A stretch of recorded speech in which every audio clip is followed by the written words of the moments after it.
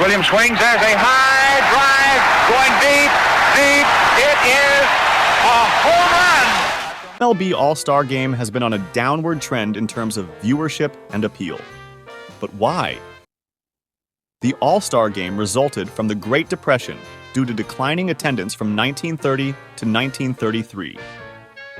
The inaugural All-Star Game was held at Chicago's Comiskey Park and brought together some of the game's brightest stars, players like Babe Ruth, Jimmy Fox, Paul Waner, and Lou Gehrig.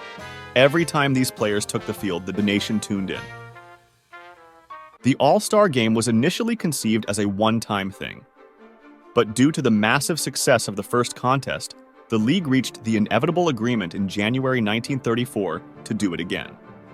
The rivalries between the National and American leagues ignited passion, fueling the excitement and driving fans to the edge since it started on July 6, 1933, drawing an impressive 47,595 fans. Since then, the All-Star Game has evolved year after year, becoming a staple in the baseball calendar. Fast forward.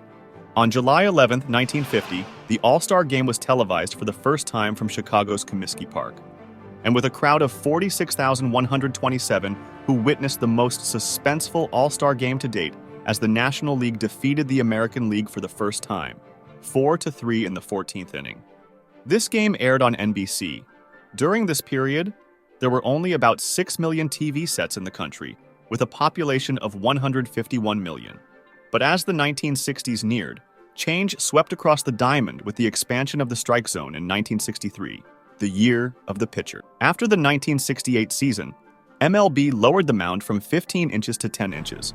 During the 60s, nearly 90% of the U.S. households owned a TV. With only 3 networks in the 60s, NBC, CBS, and ABC, the 1967 All-Star Game drew 55 million viewers after moving into primetime, a year after only 12 million because it was played in the afternoon. Once the 70s came, fans could vote for their favorite player since it was canceled from 1958 to 1969 due to ballot stuffing. The American League introduced the DH, allowing the designated hitter to hit for the pitcher at the All-Star Game. The All-Star brought 26 to 35 million viewers throughout the decade and a modest rating of 21.5 and 28.5. In 1980, the viewership of the All-Star team stayed strong, reaching an all-time high in households with a 26.8 rating and 36.2 million viewership. This is perhaps because the 80 All-Star Game had at least 15 Hall of Famer, without them even knowing it at that time.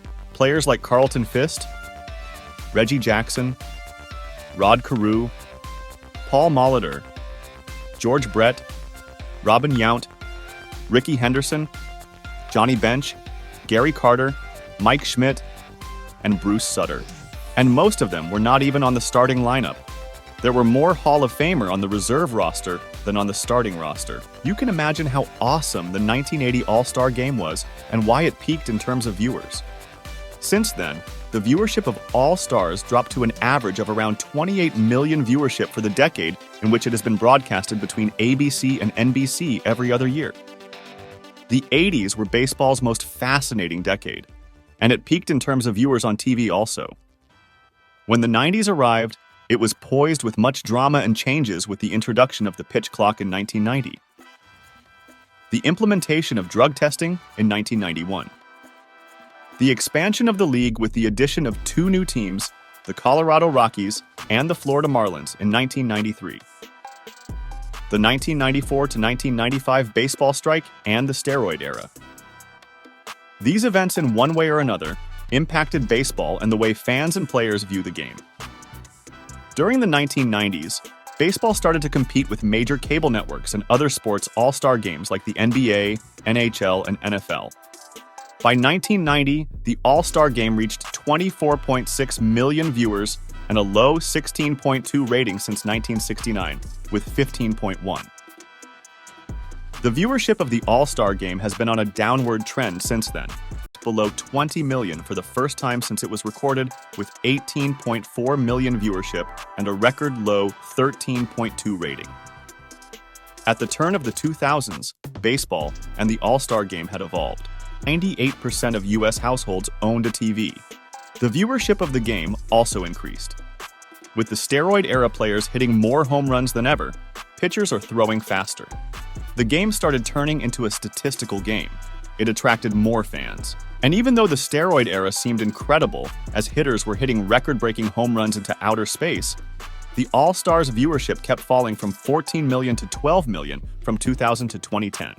After struggles to attract viewership, the MLB made some changes to help improve and draw the game to a younger audience without compromising the game. MLB added a new meaning to the game, as the All-Star Game winner determined who got the World Series home field advantage from 2003 to 2016. Critics say the MLB worsens the situation by eliminating one of many reasons for players to compete for the World Series advantage. Ratings and viewership kept falling from 12 million to 7 million in 2023. And even though the rating and viewership are at an all-time low, it is still performing slightly better than the other three major American sports. Since 2002, the MLB All-Star Game is down 48.7%.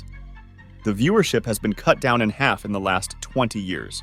There is no doubt that MLB needs to attract more audiences to the game, and they have made rules changes through the decades as they also impact the game one way or another. But they have been failing to retain the TV audience.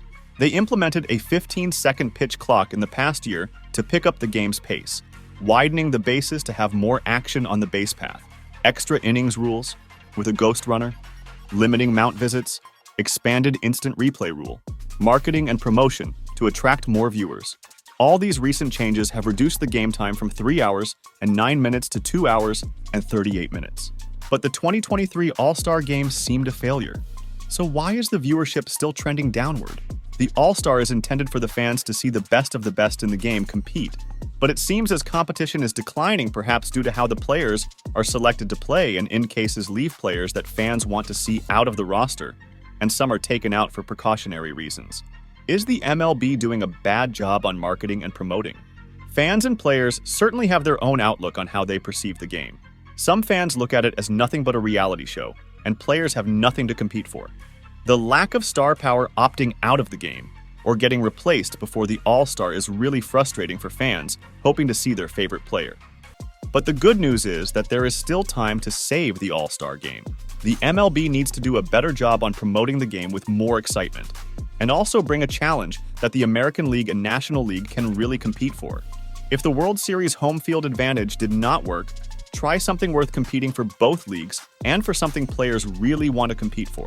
Why do you think the All-Star Game fails to attract more viewers? Comment below.